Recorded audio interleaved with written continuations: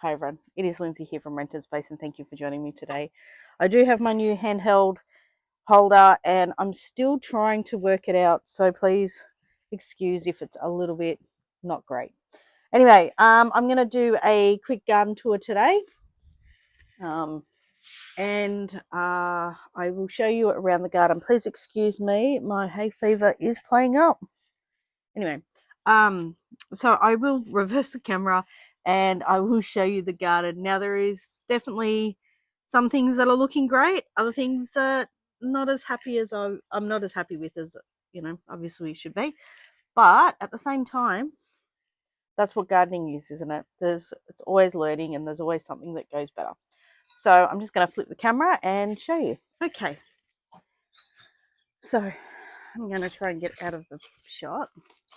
So here are my pineapples that I have planted up in a previous video. So that is the one that's from last year. And then these are this year's. So, now excuse my hose is blocking it, but my mint wasn't doing great. So I've moved it to take the drips from the tap. And she is loving this area. She has been thriving since I put her there. One of my other pots that it definitely didn't like it, I've given a cut back and now she's coming back in leaps and bounds. Just one of my pots of flowers, like my bulbs. Give them a bit of a trim. Okay, my asparagus. Now, this one here is 3 years. This one is 2 years. So as you can see, it's still quite spindly. So I've left it. And this one has had some thick ones.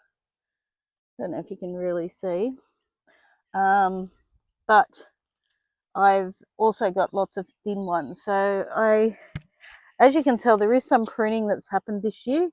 And that was from a big storm that hit. And it took out, like, it was just a big storm. And when I come home, pretty much every single thong was bent, whatever it was. Because they'd snapped them, I had to cut them. So I wouldn't suggest cutting them off when they got that big, but because of the damage, I had no choice, even the thin ones. Here is one of my chilies, and I've got some fruit on her. And that one has been, this chili was overwintered. So this is its 2nd year. I have here a gardenia cutting, and it doesn't know if it likes it or not. So, but it did get a bit of frost on it and it didn't like it, but I will be giving that a bit of a trim. Now, also in here, I have some radishes and I have a bean that's just randomly turning up. I've got a couple by the looks of it, actually. And then lots of grass. I have been trying to get it out, but so some radishes, they're not turning up very well in here. The grass is loving it. In here, more radishes have grown. I did try a few different things. There is some beans in here as well. But I did plant radishes and I think some carrots from my memory, but don't quote me on that. I don't really remember. I did have tags, but I've lost everything in the wind. Over here, this is one of my garden beds. I did have some rosemary that, like this one, hasn't. That was lavender, and that didn't really take. So I've had some babies in here growing some rosemary and some lavenders in here, and just a random pumpkin of some sort, or zucchini or cucumber. And I've had a rhubarb, a little baby rhubarb. And then I've put in one of my capsicums that was left over from my main garden bed. The soil's looking a little bit sad in here, actually. So this was literally just a drier mix that I've let kind of. I definitely need to replenish it, but I was letting it be a bit more loose because of what I had planned on putting in here, and then I just kind of used it as an overflow bed. Now here is one of my bathtubs. This I pulled the garlic out of, so I have put 3 of my I put 3 tomatoes in here that had self-propagated, and I will take you over to them later. So there's the 1, 2, 3. Some more lavender and rosemary that I have been propagating. Excuse the lights in. One of my capsicums, again left over from the other garden bed. Some thyme and some lemon thyme. And another one of my capsicums. Now, I can't remember whether I put the yellow peppers in here or the green. But, oh, smell that lemon thyme. Okay. So I also have here more rosemary in my tyres, and I know people say tyres are bad, and I know that growing them in this isn't necessarily the best thing because of the rubber and the chemicals, but I'm growing in what I can with what I've got in ways of doing it without using money. So I can get the tyres for free, and maybe it's not the best, but I'm doing what I can with what I've got. Over here is my grapevine. This is an Isabella grape. So Isabella grapes are good for, I got it as a dual purpose, so for wine and for eating. To be fair, at the moment it'll probably just be for eating, but in the future I'd like to be, that is something I'd also like to get into. So preparing. Again, more tyres, more rosemary. Now this here was my native plum, and unfortunately, as you can see, she's no longer there because she died. So I have removed her, and I am looking at putting something else in there, but I also know that I have to redo the soil a bit, so I'm just waiting on some more compost to grow or for me to be able to buy some more soil. But for now, that bed will stay empty. And yes, that might seem a waste when I have limited space, but I really want that as a fruit tree, so I'm not sure whether to put something in it now. I was tempted actually to put another tomato in there that's self-seeded, and good old volunteers, but we'll see. Definitely needs, even for tomatoes, it's going to need a good nutrient and compost build up to get it healthy enough for that. Here is another one of my self-seeded tomatoes, so goodness knows what it is. I have no idea, but I've got plenty of them growing. So a blueberry there, sorry, let me come out, a blueberry, and one of my citrus, so one of my lemons, I believe. I think this is a lemon anyway. Yep, so lemon. Yes, I've grown it from seed. Yes, I understand the fruit probably won't taste great, but I do simmer pots, and I like the leaves in the simmer pots as well. So my thought was, instead of buying the leaves, I could grow my own trees, and I wouldn't mind stripping the leaves off of them for that. Okay, obviously one of my peppers and jalapeno, and this one actually is a 3 or 4 year old plant. So I have overwintered that at least 2 or 3 times. So I'm pretty impressed with that. She's going quite well. Another volunteer tomato that I've brought over from a pot. My other blueberry, olive. In the wheelbarrow is my rhubarbs in both those. Now this yellow one is going great. The one at the back, not so much. In the big storm, I lost most of the soil.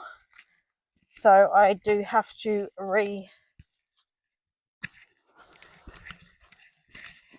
So the blue one, I lost a lot of the soil. So I'm trying to get you a good view. I lost a lot of the soil, so I'm going to have to replenish that. This is my corn bed. And I did put up a bit of a trellis to try and keep the kangaroos out, and clearly they didn't like it last night, and one of the big boys did knock it down. So I will have to come and fix that. But again, I'm showing you what my garden really looks like, and I'm not cleaning it up before I show you. It was just a trial, but it didn't work. Now, I haven't watered this morning, and we've had some really hot days, so some of my plants are looking a little sad. And as you can tell, my tomatoes are gone. I had to pull them out because they ended up getting, sorry, don't be naughty. So the tomatoes have disappeared because of blossom end rot. My brain. But anyway, I do have some of my, and I just picked that by accident. Oh, that one's not looking great either. Okay, so some more of my yellow.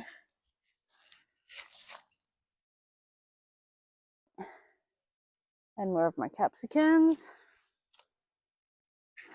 And then that is from the party on the weekend. I've just put everything in there very quickly to kind of keep it safe. This is what I really wanted to show you. I filled up this garden bed with compost, and as you can see clearly, I had some tomato seeds in there, and they've been having a field day. So I've slowly been pulling them out, and any of them that look a bit bad I've pulled out, and I've been repotting up into different areas and gifting to friends. But every few, like, I'm not joking, every couple of days I come out and there's more in there again. But I am getting tomatoes, and I know they're overcrowded. I completely understand, and I know this isn't great. That's why I'm trying to find more pots and propagate them into, like, put them into other places. I'm blocking them. Okay. Now over here is one of my plums. This is my oldest of my plums. Not my plums, my figs. So this fig tree I grew from a cutting. But there you go. She's again in tires, but she's looking very good, except for a couple of leaves here and there. But plenty of fruit on her. And this is my first year of fruit on her. So a bit exciting. My snap rosa plum, my Santa Rosa plum. And then this is my black cherry. She's a miniature. And over here is my okie dokie nectarine. Okay. I'm going to walk you back over just quickly. See the other side of my grapevine. There's definitely lots of grapes. And next season, once this is over, I will cut her back. But I will also do a different type of trellis. This is all I had this year, so I used it. And it's kind of worked, but you can see realistically she's kind of tangled in on herself, which isn't great, but I will cut her back and do a new trellis for next year, something a bit sturdier and stronger. Okay, so thank you for joining me on my tour today. Again, I apologise, the camera isn't great and I've got to get used to doing this. I'm not real good at it yet, but I will do my best to learn and practice. And if anyone has one of these and they want to give me some tips, I would greatly appreciate it. Anyway, thank you all for joining me again today, and I hope you have a great one, and happy gardening, everyone. Bye.